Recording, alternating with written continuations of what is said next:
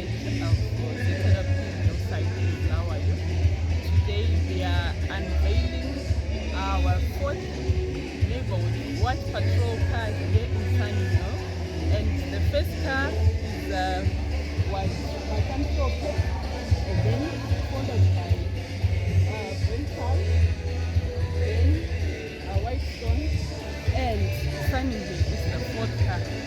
And I'm very happy because these neighborhood watch patrol cars have assisted us in reacting to crimes. And I'm happy to announce to you that last week we managed to intercept a group of criminals who had stolen 75-inch color TV and 2 lithium batteries worth $1,300 each.